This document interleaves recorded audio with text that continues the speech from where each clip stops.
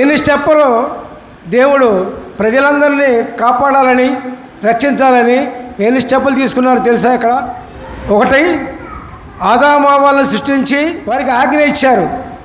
నా బిడ్డలు నా మాట వింటారో లేదో అనే ఉద్దేశంతో. వాళ్ళు వినలా, విస్తరించిపోయారు జనం భూలోకంలో శాపగ్రస్తులై.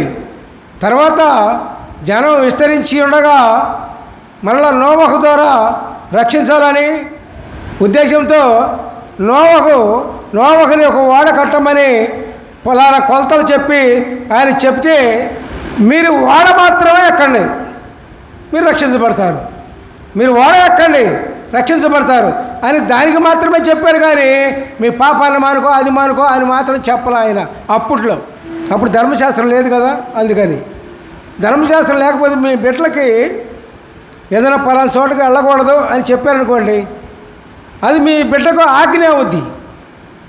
మాకు అన్న చెప్పిన మాటని దృష్టిలో పెట్టుకోకుండా వెళ్ళాడనుకో, ఆజ్ఞ ధిక్కరించినట్టు అవుతుంది. అవునా? అట్లాగే దేవుడు ఆజ్ఞ ఇచ్చినప్పుడు ఓడ ఎక్కండి అని ఆజ్ఞ ఇచ్చినప్పుడు ఓడ ఎక్కాలి. ధిక్కరించారు కాబట్టి శాపగ్రస్తులు అయిపోయారు వీరు కూడా.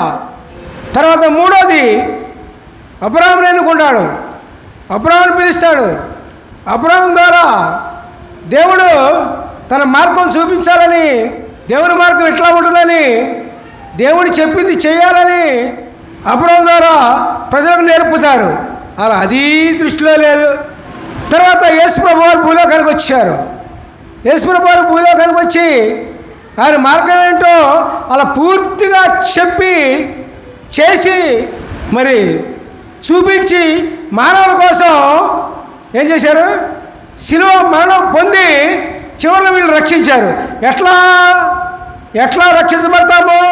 దేవుని యందు విశ్వాసం ఉంచినప్పుడు, దేవుణ్ణి ప్రేమించినప్పుడు, దేవుణ్ణి చేర్చుకున్నప్పుడు మనం రక్షించబడతాం. అది అనేక మంది చేయలే. చివరికి జరగబోయేది ఏంటంటే, పరలోక రాజ్యము దిగినప్పుడు భూలోకంలో మనుషులు, రాజులు పరిపాలిస్తూ ఉంటారు. ఆ పరలోక రాజ్యం చూసైనా సరే, వారి జీవితం చూసైనా సరే వీళ్ళు మార్చుకుంటారు అనే ఉద్దేశంతో దేవుడు భూలోకాన్ని ఉంచుతారు, పరలోక రాజ్యాన్ని అక్కడ స్థాపిస్తారు. పిల్లారా, దేవునికి స్తోత్రం, హల్లెలూయా, ప్రైజ్ ది లార్డ్. అర్థమైందా? మనం ఎక్కడ చేరాలి, ఎక్కడికి వెళ్ళాలి, మన గమ్యం ఏది? దేవుని రాజ్యం.